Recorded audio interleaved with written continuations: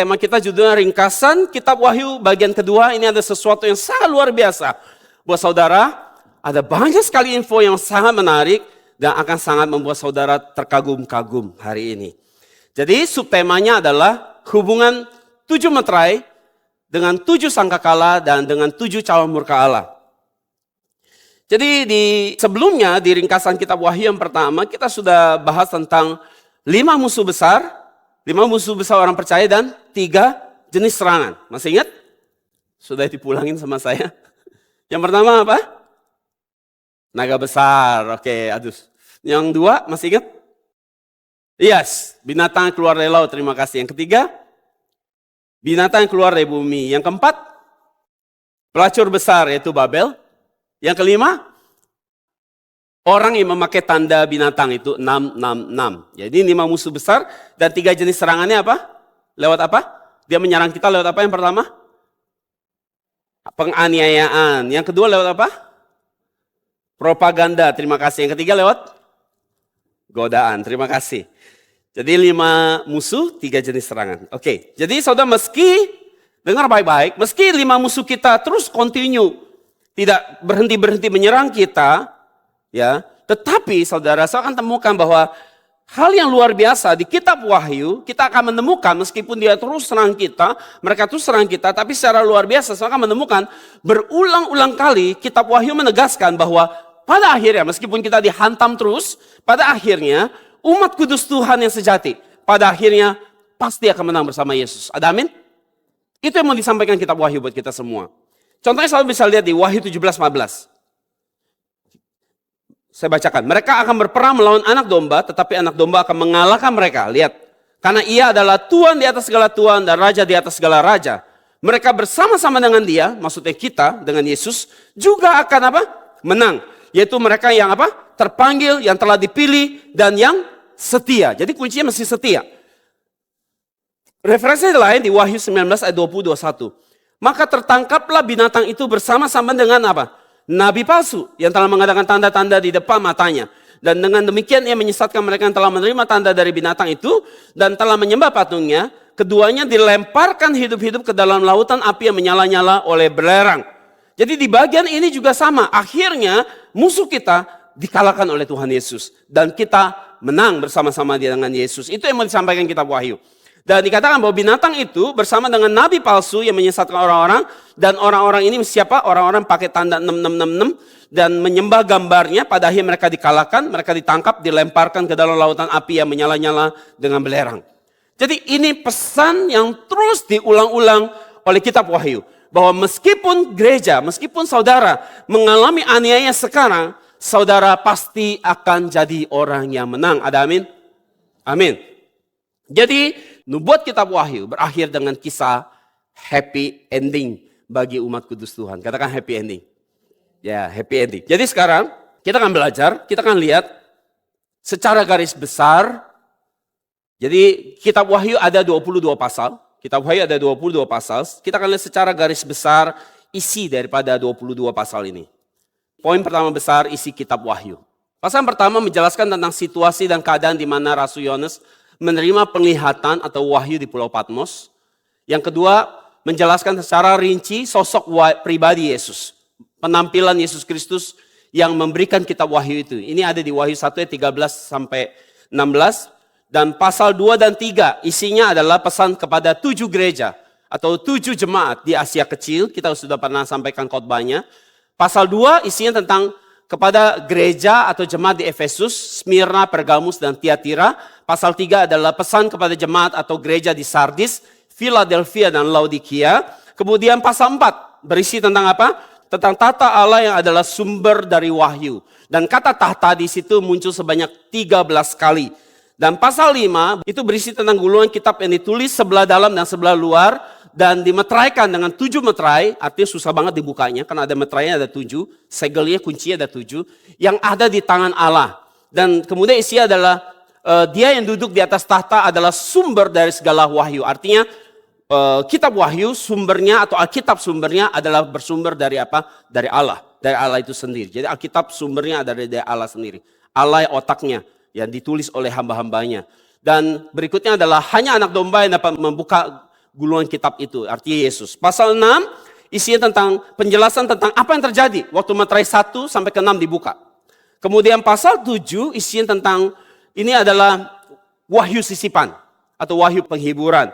Jadi kalau saudara ingat, saya sudah pernah sampaikan bahwa di wahyu ada yang namanya wahyu sisipan atau wahyu penghiburan. Dan isinya ada tentang memberikan penghiburan dan harapan kepada umat kudus Tuhan. Dan pasal 7 ini ada wahyu sisipan. Isinya tentang apa? Pemberian meterai kepada mereka yang gemetar dan takut saat lihat 7 meterai itu dibuka. Dan kemudian tentang 144.000 orang yang menerima meterai dari Allah. Dan sekumpulan orang banyak yang tak terhitung jumlahnya mengenakan jubah putih. Pasal 8 sekarang, pasal 8 isinya tentang ketika meterai ke-7 dibuka, dia berubah menjadi 7 sangkakala. Ini juga saya pernah sampaikan, bahwa 7 meterai nggak ada isinya, ketika dibuka dia berubah jadi 7 sangkakala. Dan kemudian isi yang lain ada tentang malapetaka yang terjadi dari sangkakala 1 sampai ke 4. Pasal 9 adalah menjelaskan tentang seperti apa yang terjadi ketika malapetaka sangkakala ke-5 sampai sangkakala ke-6. Pasal 10 sampai 14 sekali lagi. Ini kembali adalah wahyu sisipan. Tadi pasal 7 wahyu sisipan, sekarang pasal 10 sampai 14, 5 pasal ini adalah wahyu sisipan atau wahyu penghiburan. Jadi secara keseluruhan isi pasal 10 14 adalah berisi tentang penghiburan bagi orang-orang percaya yang gemetar dan ketakutan karena melihat malapetaka dari 7 meterai dan 7 sangkakala. Jadi orang pada ketakutan, jadi dia memberikan penghiburan wahyu ini. Dan berikutnya isi secara umumnya adalah memberikan jaminan bahwa orang percaya pasti akan lolos dari malapetaka ini.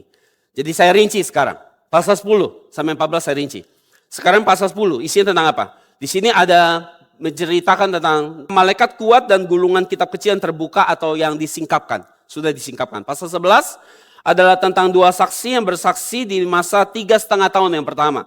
Pasal 12 adalah berisi tentang perempuan yang berselubungkan matahari dan melahirkan anak laki-laki, ya nanti ya dia mengandung anak laki-laki dan melahirkan anak laki-laki. Dan pasal 13 adalah bicara tentang antikris yang bekerja pada 3,5 tahun kedua. Dan juga berisi tentang 2 binatang yang muncul, yaitu dari laut dan dari dalam bumi. Pasal 14 isinya tentang 144.000 orang yang berdiri di Bukit Sion. Selain itu adalah tentang firman atau pesan yang dikhotbahkan, ya pesan atau firman yang dikhotbahkan oleh 3 malaikat di akhir zaman. Pasal 15 isinya tentang persiapan 7 cawan murka. Jadi siap-siap nih 7 cawan murka. Dan kemudian isinya tentang sangkakala ke-7 dibunyikan, dia berubah menjadi 7 cawan murka. Jadi waktu sangkakala ke-7 dibunyikan, berubah jadi 7 cawan murka. Dan pasal 16 berisi tentang malapetaka cawan yang ke-1 sampai ke-6. Pasal 17 berisi tentang kehancuran Babel, disebut sebagai pelacur besar. Dan ini terjadi pada masa cawan murka Allah. Pasal 18 berisi tentang nasihat kepada orang percaya di tengah-tengah kehancuran Babel dan ratapan akan kehancuran Babel. Pasal 19 berisi tentang kedatangan Yesus kedua yang menunggang kuda putih. Dan di situ juga ada disampaikan 2 binatang yang dari laut dan bumi, yaitu nabi palsu, dari bumi itu nabi palsu, dilemparkan ke dalam lautan api. Pasal 20 isinya tentang kerajaan 1000 tahun. Perang Gog Magog dan juga penghakiman dari tata Allah. Pasal 21 kita sudah mau selesai. Langit baru, isinya tentang langit baru dan bumi baru, yaitu Yerusalem baru, dan keputusan untuk siapa yang akan ke surga dan siapa ke neraka. Pasal 22 ada pasal terakhir. Jadi total Alkitab ada 1189 pasal. Nggak percaya? Hitung sendiri nanti. Ya, di Alkitab berisi 1189 pasal, dan pasal 22 ini di kitab Wahyu adalah pasal penutup dari seluruh pasal di Alkitab. Apa isinya? Isinya tentang sungai kehidupan dan pohon kehidupan. Dan janji bahwa Yesus pasti akan segera datang kembali. Diakhiri dengan itu. Oke? Jadi saudara, ini ringkasan kitab Wahyu secara garis besar. Oke, poin 2 besar. Struktur dari kitab Wahyu dibagi menjadi 7 bagian besar. Jadi struktur dari kitab Wahyu dibagi menjadi 7 bagian besar. Di dalam kitab Wahyu, saudara akan menemukan banyak sekali angka 7. Angka 7 adalah angka yang sangat spesial. Ya, itu adalah angka kesempurnaan. Saudara akan temukan banyak angka 7 di situ. Muncul angka 7 di situ. Dan ini adalah angka yang sangat penting. Kita lihat contohnya, angka 7 di kitab Wahyu. Pertama, 7 jemaat atau 7 gereja. Kemudian apa lagi? 7 meterai. Apa lagi? 7 sangkakala, 7 cawan murka, dan 7 ucapan bahagia berkat. Ini ada di Wahyu pasal 1 ayat 3, 14 ayat 13, 16 ayat 15, 19 ayat 9, 20 ayat 6, 22 ayat 7, dan 14. Ya. Bukan 8 ucapan berkat ya, ucapan bahagia, tapi 7, beda lagi, di Wahyu 7. Nah sekarang, selain itu, perhatikan baik-baik, ada banyak, selain banyak langsung directly ditulis angka 7, selain itu di kitab Wahyu ada unsur yang namanya unsur angka 7. Oke? Ada unsur angka 7, ada unsur angka 7. Kita bisa lihat. Dari mana kita bisa lihat unsur angka 7 ini? Ya, kita bisa lihat dari struktur dari kitab Wahyu, dari 22 pasal di kitab Wahyu, itu tadi saya katakan dari struktur kitab Wahyu kan 2.2 ya, betul? Masih kan? Poin 2. Struktur dari kitab Wahyu dibagi dari 7 bagian. Oke, itu unsurnya. Ada unsur angka 7 di situ. Nah, dibagi gimana caranya? Dibagi gimana caranya? Kita lihat sekarang. Struktur kitab Wahyu yang dibagi menjadi 7 bagian besar. Yaitu bagian 1 dari pasal 1 sampai 3. Bagian kedua adalah pasal 4 sampai 7. Bagian yang ketiga adalah pasal 8 sampai 11. Bagian keempat adalah 12 sampai 14. Bagian 5, 15 sampai 16. Bagian ke-6 pasal 17 sampai 19. Dan bagian ke-7 adalah pasal 20 sampai 22. 22. Ini ada sesuatu yang luar biasa yang saya sembunyikan nanti di akhir. Perhatikan ini baik-baik. Lihat baik-baik depan saudara ini. Ini ada sesuatu luar biasa di akhir. Jadi total semuanya ada 7 bagian besar. Berapa bagian besar? 7 bagian. Jadi di slice 7 bagian. Di slice-nya 7. Oke? Dan sekarang poin 3. 3 besar. Kategori kitab Wahyu. Kategori kitab Wahyu. Kategori kitab Wahyu dikategorikan menjadi 2 kategori Wahyu. Oke? 2 kategori. Yang pertama adalah wahyu utama. Ini sudah pernah saya ajarkan. Wahyu utama. Yang kedua adalah wahyu apa? Sisipan atau wahyu penghiburan. Oke. Jadi apa? Jadi wahyu utama berarti isi utamanya. Oke, isi utamanya. Jadi wahyu utama memiliki 3 isi utama. Apa itu? Yaitu yang pertama malapetaka dari 7 meterai, ada di Wahyu 6. Kemudian malapetaka dari 7 sangkakala, Wahyu 8 sampai 9. Kemudian yang ketiga adalah malapetaka dari 7 cawan, itu Wahyu 15 sampai 16. Itu isi utamanya. Oke? Dan dalam setiap wahyu utama, di tengah-tengah selalu disisipkan namanya wahyu sisipan atau wahyu penghiburan. Jadi di tengah-tengah malapetaka yang terjadi yang begitu mengerikan, Tuhan kasih penghiburan. Nah sekarang saya perhatikan tabel di depan saudara. Ini sudah saya buatkan tabel. Jadi saya bisa menemukan setiap kali ada malapetaka, berikutnya dikasih wahyu penghiburan atau wahyu sisipan. Jadi kalau kita lihat di wahyu utama ya, ada malapetaka dari 7 meterai ya, kemudian habis itu dilanjutkan apa? Ada wahyu sisipannya, ya kan? Yaitu tentang 144.000 orang yang dimeteraikan di wahyu 7. Kemudian saudara kalau lihat di wahyu utama lagi ada malapetaka dari 7 sangkakala, itu di wahyu 8 sampai 9. Kemudian masuk lagi wahyu sisipan, yaitu gulungan kitab kecil yang dibuka dan 2 saksi. Wahyu pasal 10 sampai pasal 11. Kemudian di situ ada lagi perempuan berselubungan matahari, 2 binatang, kemudian 144.000 orang berdiri di Bukit Sion, itu dari Wahyu 12 sampai 14. Baru masuk lagi ke wahyu utama, yaitu 7 cawan murka di Wahyu 15-16. Oke? Mengapa wahyu sisipan ini yang warna ungu? Mengapa wahyu sisipan ini, saya tanya, kok yang di bawahnya nggak ada? Yang habis 7 cawan, udah mau selesai itu. Ceritanya udah mau selesai. Jadi nggak perlu lagi, udah mau selesai di situ. Jadi ceritanya lebih ke happy ending. Ya. Jadi mengapa wahyu sisipan diberikan? Kenapa? Ini sering saya ulang-ulang. Kenapa? Untuk apa? Untuk menghibur. Dan memberikan apa? Selain menghibur, pengharapan. Bahwa pengharapan bagi orang percaya di tengah aniaya dan kesusahan besar. Oke. Jadi 3 wahyu utama ini, malapetaka dari 7 meterai, malapetaka dari 7 sangkala, malapetaka dari 7 cawan murka, waktu itu terjadi, ini sangat menakutkan bagi umat kudus Tuhan. Jadi ketika mereka lihat ini terjadi, mereka bisa aja kehilangan iman dan pengharapan mereka. Jadi supaya umat kudus Tuhan tidak kehilangan iman dan pengharapan, Tuhan kasih wahyu penghiburan ini. Untuk menguatkan mereka, sehingga mereka bisa tetap punya pengharapan. Di tengah-tengah, bombardir dari malapetaka yang sedang berlangsung. Contoh ya, kalau saya lihat di malapetaka dari 7 meterai, di pasal 6, waktu dibuka, itu kita bisa lihat bahwa dikasih wahyu sisipan, yaitu pekerja memberi meterai buat 144.000 orang. Dan itu artinya orang yang terima meterai ini, yaitu 144.000 orang ini, mereka dilindungi. Dilindungi oleh apa? Dilindungi oleh meterai itu sendiri, sehingga mereka bisa luput daripada malapetaka itu. Dan kalau contohnya lagi, kalau saya lihat dari 7 sangkakala, malapetaka dari 7 sangkakala, Wahyu 8:9 ini juga sesuatu yang mengerikan. Tetapi ketika orang kudus mengalami hal yang mengerikan, dikasih lagi wahyu sisipan di pasal 10-11, yaitu tentang gulungan kitab kecil yang dimakan oleh Yohanes, betul? Dan itu juga ya akan kita makan. Dan itu juga berisi tentang apa? Di bagian itu berisi tentang 2 saksi. 2 saksi ini juga apa? Dia juga udah makan gulungan kitab kecil yang terbuka itu yang udah dimakan sama Rasul Yohanes. Dan kemudian karena mereka sudah makan, mereka bisa disuruh apa? Bernubuat lagi. Dan arti mereka bisa menyampaikan lagi firman itu. Ya, jadi makan itu artinya makan firman dan menubuatkan artinya menyampaikan firman itu lagi. Dan itu dilakukan oleh 2 saksi. Dan mengenai cara makan gulungan kitab dan siapa 2 saksi ini, saya sudah pernah ajarkan di tema yang berjudul tentang cara makan gulungan kitab kecil, ya.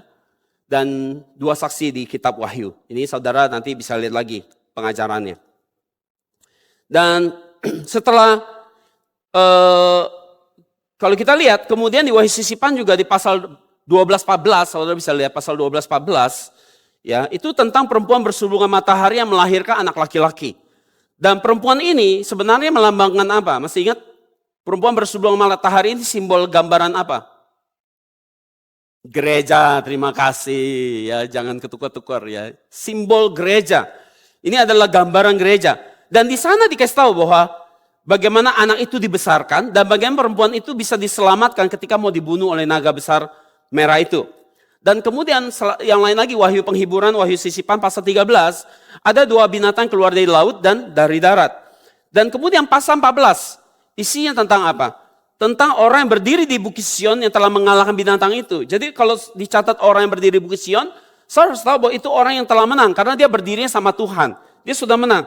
Dan artinya mereka adalah orang yang telah mengalami kemenangan terakhir karena telah mengalahkan 5 musuh mereka. Yang saya sampaikan di bagian pertama. Dan akhirnya baru setelah itu masuk lagi ke Wahyu utama, 7 calon murka, yaitu di Wahyu 15-16. Begitu polanya. Begitu urutan dan polanya. Dan sekarang saya mau jawab tentang tema kita. Ya, kita masuk ke intisari tema kita. Jadi sekarang kita lihat hubungan 7 meterai, poin 4 besar. Hubungan 7 meterai, 7 sangkakala dan 7 cawan murka Allah. Apa hubungannya? 7 meterai, 7 sangkakala dengan 7 cawan murka. Bagaimana kita melihatnya? Oke.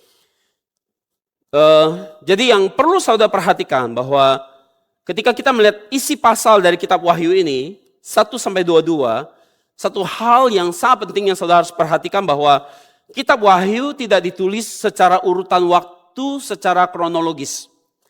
Jadi pasal-pasal di kitab ini tidak berjalan terus maju ke depan urutannya. Ia tidak bergerak terus maju ke depan, tetapi ia bisa maju ke depan, kemudian bisa kembali lagi ke belakang, bergerak maju ke depan lagi, dan kemudian dia bergerak mundur lagi dan maju lagi. Jadi seperti itu kita harus melihatnya. Oke, saudara mengerti maksud saya? Mengerti? Oke. Jadi kitab Wahyu tidak ditulis sebagai urutan waktu garis lurus dari pasal 1 sampai 22. Tetapi dia berupa pengulangan kisah yang sama dari sudut pandang yang berbeda. Dengar baik-baik, saya ulang lagi, dengar pernyataan ini baik-baik. Kitab Wahyu tidak ditulis sebagai urutan waktu garis lurus dari pasal 1 sampai 22. Dengar baik-baik bagian ini. Tetapi dia berupa pengulangan, dengar baik-baik kata ini. Dia berupa pengulangan kisah yang sama dari sudut pandang yang berbeda dan berakhir di kesimpulan yang sama. Apa? Ini yang baik-baik ini, tadi saya bilang dengar baik-baik. Bahwa kitab Wahyu adalah bicara tentang apa? Pengulangan kisah yang sama dari sudut pandang yang berbeda tetapi memiliki akhir kesimpulan yang sama. Ini harus saudara perhatikan baik-baik. Saya suka nonton. Saudara pernah nonton film? Di dalam film ada 3 orang cerita. Oke? Dan 3 orang cerita ini, let's say saya kasih nama. Orang pertama namanya meterai. Orang kedua namanya sangkakala. Orang ketiga namanya cawan murka. Nah kemudian orang pertama ini, dia mulai cerita kisahnya dari perspektif dia melihat. Ya. Dan kemudian di akhir ceritanya dia membuat sebuah kesimpulan. Dan kesimpulannya adalah tentang akhir zaman selesai. Kemudian sangkakala dia juga mulai cerita. Si sangkakala mulai cerita. Dia mulai cerita dengan istilah yang berbeda, perspektif yang berbeda, ya kan? Tapi sebenarnya kisah yang sama, tetapi di akhir ceritanya sama lagi. Dia cerita kesimpulan akhirnya tentang akhir zaman. Tentang Yesus datang kedua. Dan yang ketiga juga gitu. Si calon murka, dia cerita dari perspektif dia yang berbeda. Kelihatan sama berbeda dengan orang satu dan kedua. Tapi sebenarnya dia sedang cerita kisah yang sama. Tetapi dengan perspektifnya dia melihat. Jadi cara dia melihat. Kemudian di akhir dia menyimpulkan kesimpulan yang sama lagi. Tentang akhir zaman dan itu selesai dengan Yesus datang kedua. Dan membawa penghakiman. Oke? Seperti itu cara saya lihat kitab Wahyu. Supaya saudara gak bingung. Dan untuk lebih jelas lagi, untuk lebih memahami lagi, ini saya niat banget, saya bikinin video buat saudara, saking niatnya. Saya bikinin video supaya saudara bisa lihat, ya. Oke. Ada 3 kamera, saudara perhatikan. Kamera ke-1, kedua di tengah, yang ketiga di bawah. Perhatikan. Sekarang saudara nonton. Silakan, saudara lihat. Ada nggak perbedaan dan kesamaannya?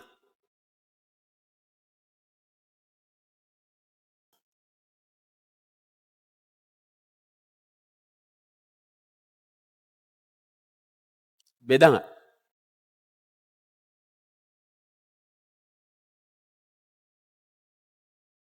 Beda atau sama? Tapi waktu dia berjalan kameranya sama atau beda? Beda. Tapi ujungnya sama. Jadi gini, kalau saya lihat di kamera yang pertama, saudara hanya lihat tampak danau dan pohon-pohon dan rumah di sekitarnya. Dan kalau saya lihat dengan kamera yang kedua, saya hanya lihat jalan setapak dengan rumah dan pohon saja. Ini nampaknya beda. Dan kalau saya lihat kamera ketiga, dia hanya fokus kasih lihat air mancur. Tetapi meskipun saya lihat ini ceritanya beda-beda, padahal pada akhirnya itu ada di dalam satu lokasi yang sama. Bukan di 3 tempat yang berbeda, di lokasi yang sama. Dan sebenarnya di akhir gambar itu adalah mengajak kita lihat dari kamera pertama, kedua, ketiga. Akhirnya dia hanya ngajak kita lihat apa? Air mancur. Seperti itu cara saudara membayangkan kitab Wahyu. Jadi saudara, jadi kesimpulan akhir daripada 7 meterai, 7 sangkakala dan 7 cawan murka itu apa? Bahwa akhir zaman selesai. Dengan apa? Dengan Yesus datang kembali, menghakimi dunia, dan Yesus menang bersama orang-orang kudusnya. Itu kesimpulan dari 7 meterai, 7 sangkakala dan 7 cawan murka. Bahwa akhir zaman selesai, kedatangan Yesus Kristus yang kedua akan membawa penghakiman, Yesus menang, orang percaya akan menang. Itu kesimpulannya. Dan ketika itu tercapai, maka itu akan menjadi puncak penyelesaian daripada sejarah penebusan Allah atas dunia ini, yaitu Yerusalem baru, langit baru, bumi baru. Nah sekarang kita lihat, saya kasih ilustrasi lagi, saya bisa lihat, ini adalah kalau kita mau kasih ilustrasi bagaimana bergeraknya 7 meterai, 7 sangkala dan 7 cawan, kita mau lihat tabelnya, ini adalah kalau kita mau bilang bahwa ini adalah bukan kronologi secara waktu, tapi ini adalah bicara wahyu secara progresif menuju akhir zaman. Jadi gini loh, kitab Wahyu itu seperti sesuatu yang sebenarnya memperlihatkan hal yang sama, tapi semakin masuk, misalnya masuk ke sangkakala, masuk sampai ke misalnya ke cawan, dia semakin intens gitu loh. Dia semakin intens, impactnya semakin hebat. Itu, saya harus lihatnya seperti itu. Makanya saya sebut ini sebagai wahyu progresif. Wahyu yang progresif menuju kepada akhir zaman. Jadi kalau saya lihat, urutan waktunya seperti ini. 7 meterai, waktu dia dimulai dengan satu titik waktu tertentu. Dan kemudian dia akan berakhir di dalam satu kesimpulan, akan di satu tempat, itu akhir zaman selesai. Kemudian 7 sangkakala, dia akan mulai di waktu yang tertentu, di titik waktu tertentu. Dan kemudian dia juga akan berakhir di akhir zaman selesai. Demikian juga dengan 7 cawan murka, dia akan dimulai dengan satu titik waktu tertentu dan berakhir di waktu yang sama, itu akhir zaman selesai dengan kedatangan Yesus kedua dan menjadi hakim. Ini tabel seperti ini. Ini namanya wahyu progresif menuju akhir zaman. Saya harus lihatnya seperti ini. Oke? Jadi 7 meterai di pasal 6 Dan 7 sangkakala di pasal 8, itu tidak berarti bahwa meterai berjalan dulu, sampai selesai baru sangkakala mulai. Enggak seperti itu. Saya akan kasih contoh sama saudara, tentang meterai ke-7, sangkakala ke-7, dan cawan ke-7, mereka sedang menuju ke hal yang sama, dan mengisahkan hal yang sama. Oke. Tapi sebelum kita lihat meterai ke-7, sangkakala ke-7, dan cawan ke-7, kita lihat dulu meterai ke-6 dibuka. Saya masih ingat saya sudah pernah ngajarin ini di tema yang bagaimana menyiapkan diri, mempersiapkan diri akhir zaman. Meterai ke-6 masih ingat? Ini adalah meterai tentang apa? Bahwa lagi proses akhir zaman atau apa? Sudah apa? Akhir zaman sudah apa? Sudah final. Sudah final. Jadi meterai ke-6 adalah sudah final. Menuju sudah mau final, mau selesai. Makanya kalau saya lihat meterai ke-6, ya, waktu dibuka, ya Wahyu 6, 12, 17, dikatakan bahwa aku melihat bahwa anak domba itu membuka meterai ke-6. Oke? Dan bintang-bintang di langit berjatuhan ke atas bumi, bagaikan pohon ara menggugurkan buah-buahnya yang mentah apabila ia digoncangkan angin yang kencang. Ayat 14, maka menyusutlah langit bagaikan gulungan kitab yang digulung, dan tergeserlah gunung-gunung dan pulau-pulau dari tempatnya. Dan raja-raja di bumi dan pembesar-pembesar serta perwira-perwira dan orang-orang kaya serta orang-orang yang berkuasa dan semua budak serta orang merdeka bersembunyi ke dalam gua-gua dan celah-celah batu karang di gunung. Dan ayat 16, dan mereka berkata kepada gunung-gunung dan kepada batu-batu karang itu, runtuhlah menimpa kami dan sembunyikanlah kami terhadap dia yang duduk di atas tahta dan terhadap murka anak domba. Lihat, ini sedang bicara tentang penghakiman. Sudah menuju final. Ayat 17, sebab sudah tiba hari besar murka mereka dan siapakah yang dapat bertahan. Jadi ini jelas. Ini menuju final akhir zaman. Bukan lagi bicara proses mau ke akhir zaman. Jadi ini final. Jadi kenapa saya bisa bilang ini final? Karena saya bisa melihat gaya bahasanya. Ya, yaitu bersifat apokaliptik. Yaitu penghakiman Tuhan. Dan memberikan gambaran yang sangat dramatis. Yaitu matahari gelap, bintang jatuh. Langit seperti tergulung, gempa besar, gunung-gunung bergeser. Terus ada kata hari murka Tuhan. Ya, jadi kalau bicara hari murka Tuhan berarti itu bicara tentang penghakiman. Jadi meterai ke-6 ada isinya tentang gempa bumi, gunung dan pulau bergeser, dan itu bicara hari murka yang besar. Jadi sekarang kita akan lihat, kita akan bandingkan 7 meterai, 7 sangkakala, 7 cawan. Mereka punya cerita yang sama kalau saya perhatikan, dan menuju akhir yang sama. Kita lihat. Wahyu 8 ayat 1 dan 5 itu isinya tentang meterai ke-7. Isinya apa? Ayat 1, dan ketika anak domba itu membuka meterai ke-7, ya, maka sunyi senyaplah di sorga kira-kira setengah jam lamanya. Ayat 5, lalu malaikat itu mengambil pedupan itu, mengisinya dengan api dan mesbah dan melemparkan ke bumi, maka meledaklah bunyi apa? Guru, disertai halilintar dan gempa bumi. Jadi perhatikan, ini yang terjadi. Mirip sama meterai ke-6 tadi ya, yang udah menuju mau akhir. Yang terjadi ada apa? Ada guru, ada halilintar, dan gempa bumi. Halilintar atau kita bisa sebut juga kilat, ya, dan gempa bumi. Sekarang kita lihat sangkakala ke-7. Jadi ketika malaikat ke-7 meniupkan sangkakala yang ke-7, apa yang terjadi? Wahyu 11 ayat 15 sampai 19, ayat 15. Lalu malaikat ke-7 meniup sangkakala dan terdengar suara nyaring di dalam sorga, katanya, pemerintahan atas dunia dipegang oleh Tuhan kita dan Dia yang diurapinya, dan Dia akan memerintah sebagai raja sampai selama-lamanya. Kemudian kita lihat ayat 18, kita lompat ayat 18. Dan semua bangsa telah marah, tetapi amarahmu telah datang. Ya sama kan? Murka, bicara penghakiman. Tuhan datang, Yesus datang sedang membawa penghakiman di dalam amarahnya, murkanya. Ayat 19, maka terbukalah bait suci Allah yang di sorga, dan kelihatanlah tabut perjanjiannya di dalam bait suci itu, dan terjadilah apa? Kilat, deru guru, dan gempa bumi, dan hujan es. Jadi perhatikan ini, yang terjadi ada kilat, guru, gempa bumi, dan hujan es. Ini sama nggak sama tadi meterai ke-7? Sama? Sama beda? Sama. Yang beda apa? Nggak ada hujan es di meterai ke-7, tapi di sini ada hujan es. Sekarang kita lihat cawan murka ke-7. Kita bandingkan. Wahyu 16 ayat 17, 21. Dan malaikat yang ke-7 menumpahkan cawan ke angkasa, dan dari dalam bait suci kedengaran suara yang nyaring dari tahta itu, katanya, sudah terlaksana. Maka memancarlah apa? Perhatikan baik-baik. Kilat dan menderulah bunyi guru, dan terjadilah gempa bumi yang dahsyat. Betul? Seperti belum pernah terjadi sejak manusia di atas bumi, begitu hebatnya gempa bumi itu. Lalu terbelah kota besar itu menjadi 3 bagian dan runtuhlah kota-kota bangsa-bangsa yang tidak mengenal Allah. Maka ternyata Allah akan Babel yang besar itu untuk memberikan kepada cawan yang penuh dengan anggur kegeraman murkanya. Jadi kalau ngomong murka, berarti ini bicara penghakiman sudah. Dan semua pulau hilang lenyap, agak mirip kan? Mirip-mirip juga kan? Dan tidak ditemukan lagi gunung-gunung. Sebelumnya waktu kita lihat di Meterai ke-6 juga sama, gunung-gunung hilang, bergeser. Dan ayat 21, perhatikan baik-baik. Dan hujan es besar seberat 100 pon, ya 45 kilo kurang lebih. Ya, bukannya batunya segitu. 45 kilo nggak mungkin segitu kan. Gede-gede banget ya. 45 kilo ya 100 pon 45 kilo jatuh dari langit menimpa manusia dan manusia menghujat Allah karena malapetaka es itu ya hanya manusia yang menghujat Allah sebab malapetaka itu sangat dahsyat. Jadi soal perhatikan sekarang yang terjadi. Sangkakala ke-7 ada hujan es, cawan murka ke-7 ada hujan es. Jadi ini yang terjadi. Ada kilat, guru, gempa bumi, hujan es. Jadi saya lihat ada pengulangan. Ada pengulangan dalam ceritanya. Tetapi semua pada akhir akan berakhir kepada menunjukkan akhir zaman selesai. Yesus kedatangan kedua akan membawa penghakiman dan gereja menang.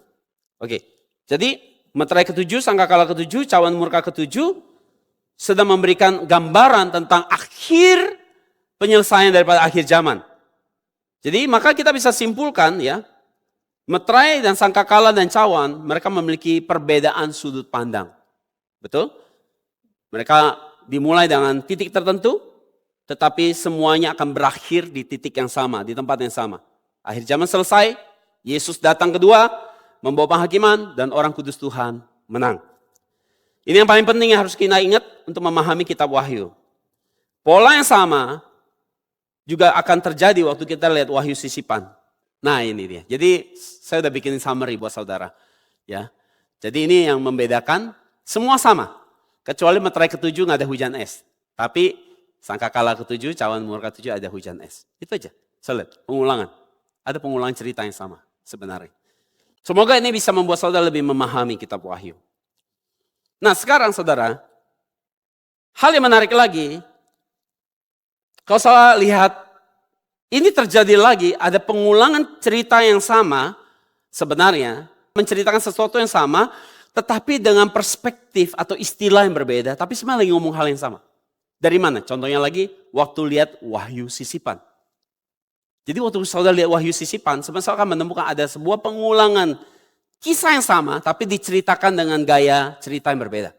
Oke, kita lihat. Saya mau lihat Wahyu sisipan sekarang. Kita lihat Wahyu sisipan. Oke, saya lihat sekarang ilustrasi tabel, gambar diagram di depan saudara. Wahyu sisipan itu terjadi di 7 tahun masa kesusahan besar. Oke, 7 tahun masa kesusahan besar dibagi menjadi 2 masa. 3,5 yang pertama, 3,5 yang kedua. Yang di tengah-tengah itu, garis tengah itu memisahkan antara 3,5 yang pertama dan 3,5 yang kedua. Atau kita bisa bilang bahwa itu adalah 3,5 yang terakhir. Kadang orang sebut sebagai 3,5 yang terakhir. Kadang ada yang sebut 3,5 yang kedua. Oke, ya di tengah-tengah itu pembatasnya. Dan sekarang, kalau saya lihat Wahyu sisipan, ya pasal 7 itu mengambil waktu di mana? Itu adalah di 3,5 yang pertama. Yaitu waktu ada 144.000 mereka yang dimeteraikan. Itu terjadi di 3,5 yang pertama. Kemudian di pasal 10 isinya tentang gulungan kitab kecil yang dimakan oleh Rasul Yohanes itu juga ada di 3,5 tahun yang pertama.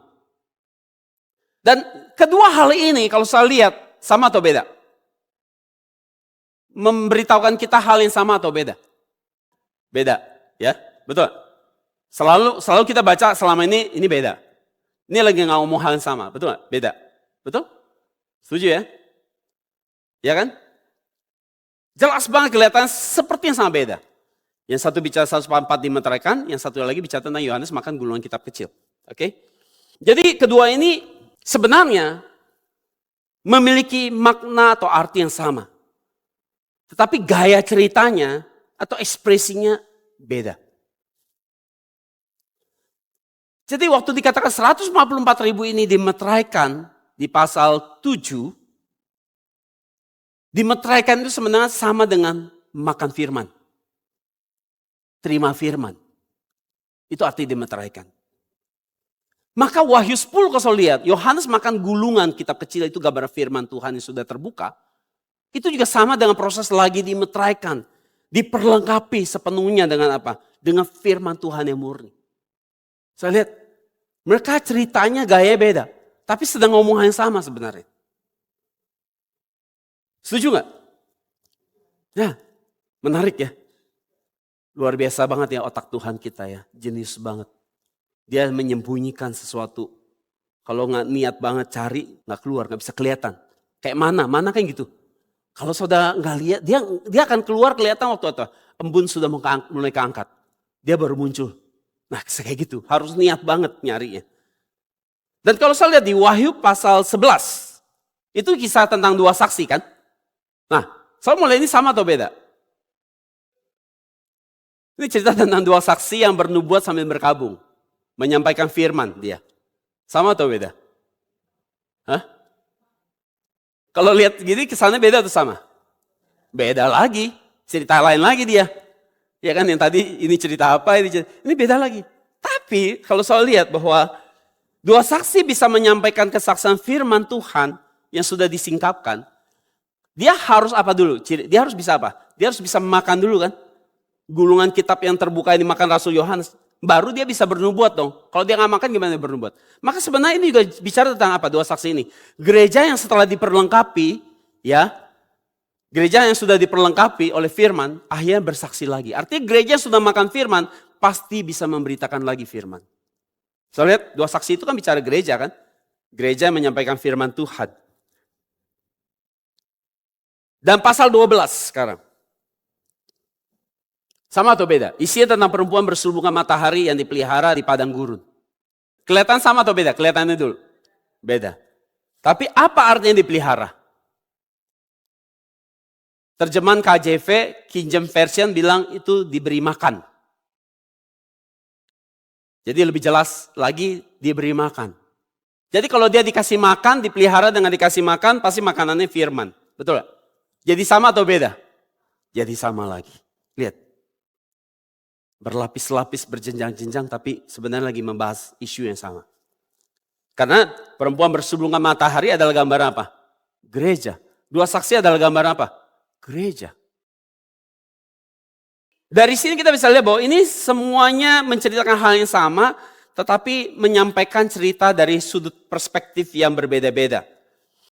Ekspresi yang berbeda, padahal menceritakan hal yang sama. Demikian juga saudara lihat sekarang di 3,5 tahun yang kedua. 3,5 tahun yang kedua. 3,5 tahun yang kedua, ya. Ini adalah dimulai dari, misalnya kalau saya lihat di pasal 13. Pasal 13 bisa bicara tentang dua binatang. Ya. Dua binatang yang keluar dari laut dan bumi. Jadi kapan dua binatang ini muncul? Dia ada di tengah-tengah sebenarnya. Dia munculnya ada di tengah-tengah. Jadi dia muncul di akhir dari 3,5 pertama. Dan awal di 3,5 yang kedua. Itu sebabnya dia ditaruh di 3,5 yang kedua oleh saya. Dan kalau saya lihat pasal 7, Wahyu sisipan pasal 7. Ya, pasal 13 juga Wahyu sisipan. Sekarang kita lihat pasal 7, Wahyu sisipan. Isinya tentang mereka menang dan keluar dari kesusahan besar. Berarti kita bisa tahu bahwa ini mengambil kurun waktu di akhir daripada 3,5 yang kedua atau 3,5 yang terakhir. Bahwa ada orang-orang kudus yang keluar sebagai pemenang. Dan mereka telah menang mengalahkan binatang dua ini. Saya ngerti maksudnya? Itu hubungannya. Jadi orang-orang menang yang telah mengalahkan binatang ini. Dan kalau saya lihat di pasal 14 lagi. Ini Wahyu sisipan juga kan pasal 14. Itu isinya tentang orang-orang yang menang berdiri Bukit Sion bersama Tuhan. Dan sekali lagi ini bicara orang yang menang.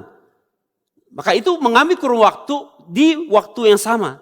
3,5 tahun yang kedua yang terakhir. Maka itu sebabnya pasal 7 dan pasal 14 sebenarnya berakhir di kurun waktu yang sama. Di 3,5 tahun yang kedua atau yang terakhir. Mari kita lihat di Wahyu 7, 14-17. Kita baca 14 saja. Maka kataku kepadanya, Tuanku, Tuhan mengetahui. Lalu ia berkata kepadaku, mereka ini adalah orang-orang yang keluar dari kesusahan yang besar. Dan mereka telah mencuci jubah mereka dan membuatnya putih di dalam darah anak domba. Di dalam firman Allah. Jadi pasal 7 bicara tentang peristiwa yang terjadi di akhir setelah masa kesusahan itu telah selesai, telah berakhir. Maka keluar sebagai pemenang di akhir zaman dan dikatakan mereka adalah orang yang mencuci jubah mereka dan memutihkannya dengan darah anak domba. Memutihkan hidup mereka dengan firman Tuhan maksudnya. Jadi, dan kalau kita lihat pasal 16-17, dikatakan mereka tidak akan menderita lapar dan dahaga lagi. Dan matahari atau panas terik tidak akan menimpa mereka. Sebab anak domba di tengah-tengah tahta itu dan akan mengembalakan mereka dan menuntun mereka ke mata air kehidupan. Dan Allah akan menghapus segala air mata dari mata mereka. Jadi kalau kita lihat kondisi pasal 7 memberitahukan bahwa mereka tidak akan lapar lagi, mereka tidak akan haus lagi, matahari tidak akan menyengat mereka, tidak ada rasa panas lagi, ya.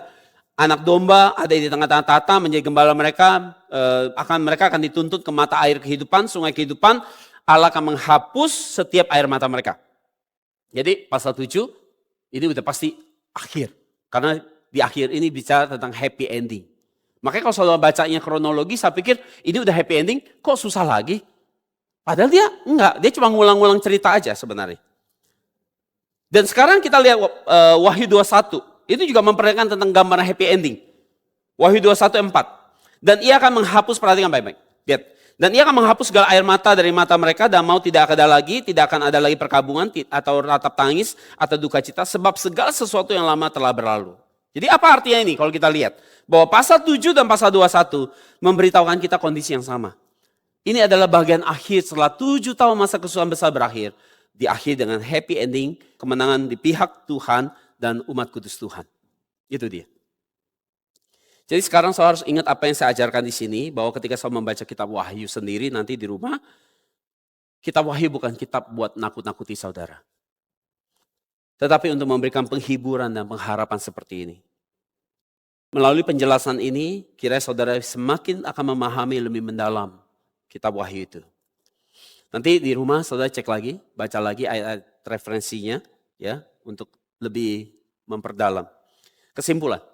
Sebagai kesimpulan, seperti yang saya ulang-ulang terus di awal, di tema kita di bagian ke-1 dan ke-2 ini, yaitu ringkasan kitab Wahyu. Saya akan tegaskan lagi bahwa tujuan kitab Wahyu diberikan adalah untuk apa? Memberikan kita pengharapan dan penghiburan dan kekuatan untuk kita bisa bertahan di masa kesusahan besar. Itu tujuannya. Jadi kitab Wahyu tidak diberikan buat membuat saudara takut atau nakut-nakuti saudara. Saya harus paham ini. Justru dalam pembelajaran kita hari ini menjadi konfirmasi yang akan menguatkan iman kita sehingga kita jadi berani menghadapi kesusahan besar dengan kita mempelajari kitab Wahyu. Karena setelah kita mempelajari kitab Wahyu dengan benar, maka hasilnya harusnya kita punya keyakinan bahwa Tuhan Yesus akan selalu hadir menemani kita di tengah-tengah setiap kesusahan besar aniaya yang akan terjadi pada dunia. Dan asal kita bertahan dan kita setia, kita akan pasti menang bersama dengan Yesus. Dan pesan bahwa kita pasti menang di bagian dari kitab Wahyu itu diulang berkali-kali untuk memastikan kepada saudara-saudara nggak boleh takut, saudara pasti menang. Dari mana kita bisa lihat ini? Di kesimpulan ini makanya saya akan sampaikan tadi. Saudara bisa lihat dari struktur kitab Wahyu dari 7 bagian besar ini. Saudara lihat bahwa dari 7 bagian besar ini pernyataan bahwa kita pasti menang itu ada 7 kali. Di mana? Di bagian akhir dari setiap bagian ini. Jadi ada di pasal 3, pasal 7, pasal 11, pasal 14, pasal 16, pasal 19, pasal 22. Isinya menang, menang, menang, menang, menang.